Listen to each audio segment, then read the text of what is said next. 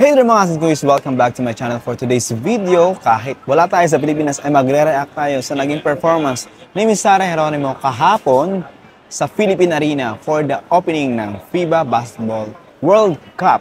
And naglaro nga ang Pilipinas kahapon. Okay, medyo inalat, hindi tayo nanalo. But we got the world record para sa pinakamaraming nag-attend for FIBA game. Tama? Yun ang nakuha natin.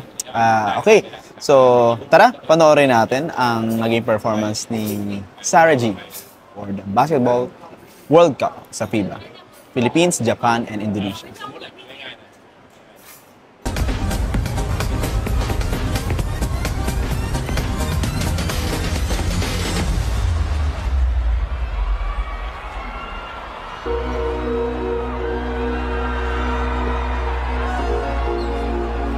Okay. Coach Jim. Okay, so mali ako, hindi tala.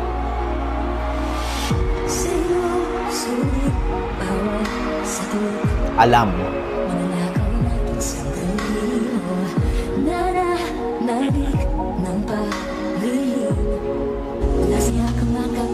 Oh yeah.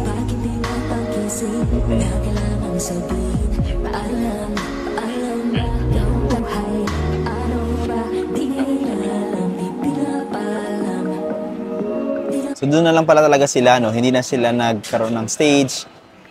Ang nabasa ko kasi, ang performance nila Sara G would be happening in between the first game tapos yung second game nga ng Philippines versus Dominican Republic.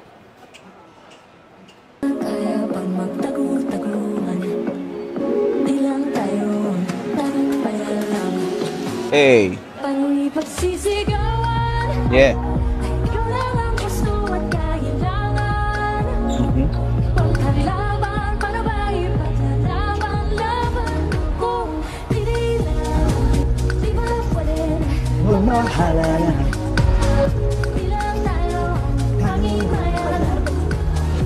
Ang nice naman na ginamit nila yung dalawang big screens ng Philippine Arena. Kasi lalo sa mga nasa dyan, maliit na lang yung si Sara. Okay. So, ituloy natin.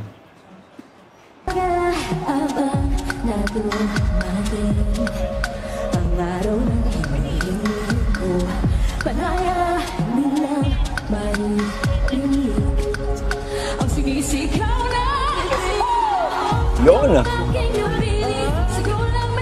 Adlib. And for sure, baka mai-issue siya na baka lip-sync. No? Kasi rinig natin na may backtrack. Pero ganun talaga yan. Kasama yan sa mga live performance. Or tulad natin sinasabi din yan.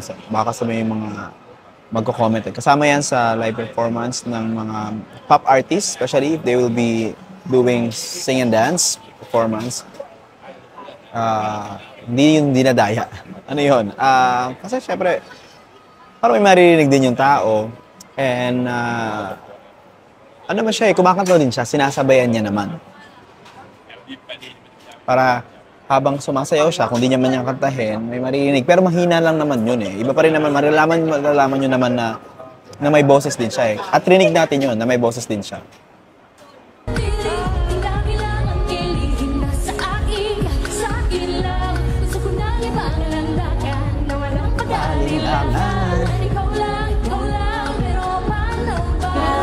Si Jan Roa.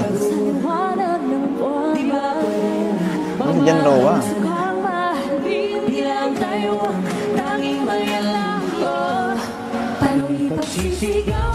Hey.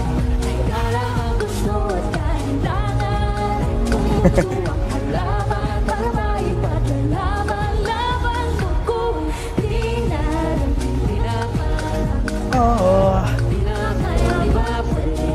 Magmahalan na.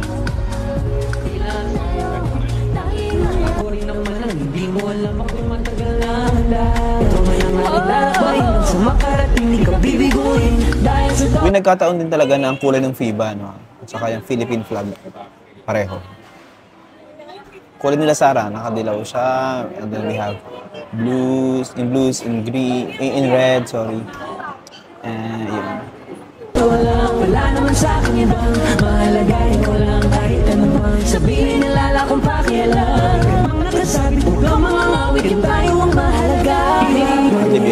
Magmahal, gusto kang mahalin, kailan tayo tanging may labo. Pag-ibang ikaw na sinayakin kong mundo mong kalaman, para bang ibang malaman ko. Nice, nice, nice execution dun, Sarah.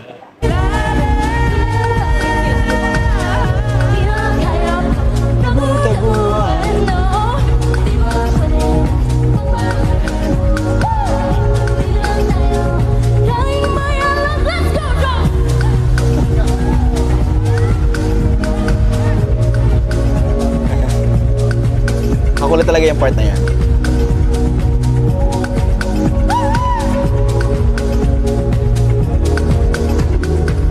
Let's go, Pilipinas! Let's go, Pilipinas! Alright, so bitin, no? Bitin. Alright, off lang natin yung recording. Okay, so bitin. Isang song lang daw talaga si Sarah that evening, kahapon. Unlike sa FIBA draw na 2 songs siya. Dati-dati at saka tala. Nice ang so dito ni Sarah compare sa FIBA.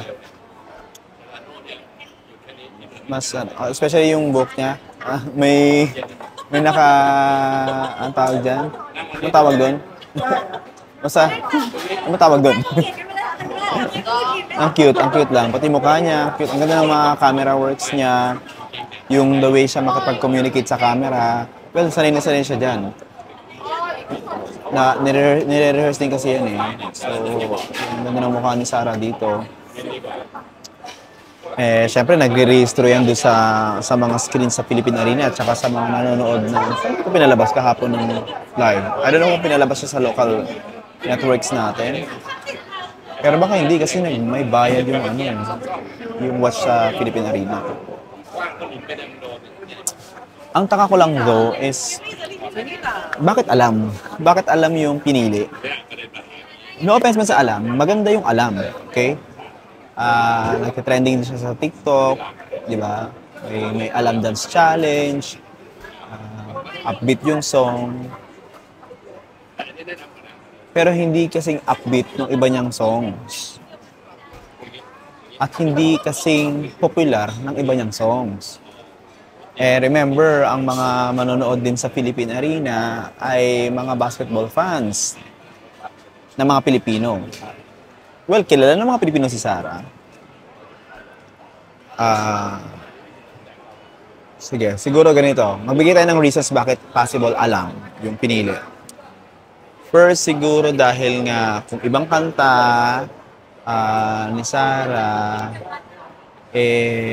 baka yung choreography issue.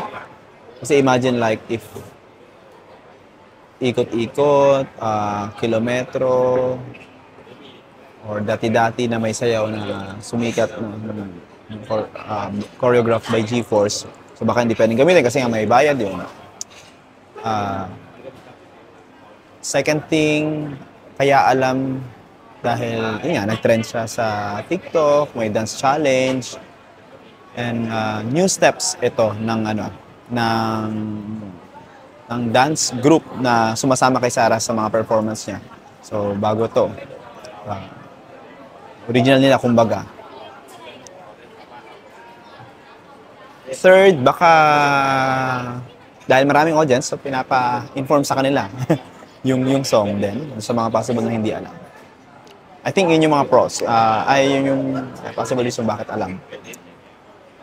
However, bakit naman sana ibang song at hindi alam ang gamitin? Una nga, yung sinasabi natin kanina, dahil nandun nga maraming tao na nanonood, casual viewers, and basketball fans. Though alam na si Sarah Geronimo, kilala nila for sure si Sarah Geronimo, sa Pilipinas sila. Maaaring hindi sila familiar sa song na alam. Okay? And kung mga hype, ng audience, I think better kung mas upbeat. Mas upbeat na song like Kilometro or Tayo ni Sarah. Okay, sana naman yung alam yung umpisa lang, pero yung parang ginawa nila sa FIBA, draw, na dati-dati tapos biglang nagtala. O kaya gamitin tala. Kasi di ba, it's like, parang sinabi ko rin dun sa reaction video ko that time. The reason maybe why tala was it got popular di ba? It got famous. I mean, the reason why tala was because other nationalities came to dance to the song ng tala. Kaya makaka-relate sila kung sakali mang ipalabas sa worldwide yung FIBA draw performance ni Sarah G. So, well, kinat ko lang muna kasi dumating tong mga kasama ko. Anyway, so what I was saying, mas nag-hype siguro kung other songs si Sarah na mas kilala. Kasi bago lang yung alam or mas yun niya, kinombine sana yung alam with yung mas hit niyang song. Para sana, imagine kung Kilometro yung kinakanta niya, then the whole Philippine Arena, di ba? Kilometro. Oh, di ba? That part, and maririnig ng other nationalities na naandun, in unison ang buong Pilipino na nandun. Di ba? It's like the whole country singing with her. Ganun sana. Pero, well, I don't know kung sino nag-push ng alam. It is good. It could have been done better kung other songs. Yun lang naman sa akin. Pero kayo, mga Popsters at some quiz, ano masasabi nyo sa naging performance niya? Comment mo lang din. Though may nakausap naman ako kanina na kaibigan na nakanood kay Sarah sa Philippine Arena kahapon. Okay naman daw, Sarah, wala pa rin kupas. Hindi lang niya nasagot kung alam niya din yung song, kung nakasabay ba yung mga tao. Pero for sure may hiyawan dyan, kasi Sarah Geronimo yun. Okay, ayun. That's my honest feedback sa naging performance ni Miss Sarah G sa FIBA Basketball World Cup opening. Kayo mga asin quiz, anong masasabi niyo sa naging performance niya kahapon? Please do comment and basahin natin. Let's band. Ano rin ang inyong walang tama or maling reaction, komento. After all, fans tayo ni Sarah, di ba? And yes, may say tayo. Perhaps then, kasi tagahanga naman talaga niya tayo. Sinusundan naman natin siya for 20 years. We agree. Sinasabi natin kapag good talaga yung performance niya. Sinasabi din naman natin na kung parang, minsan parang siya dito. Performance itself, okay. Ano lang tayo, dun sa song lang. Natin na may crowd siya, tapos yung audience ay kumakanta with her. Okay, so kayo Popsters, ano ang inyong honest feedback sa naging alam performance sa Sarah for the FIBA Basketball World Cup opening? Comment nyo lang and let's read it. Okay, maraming salamat sa panonood ng video na to. Like kayo, mag-ingat. Bye-bye!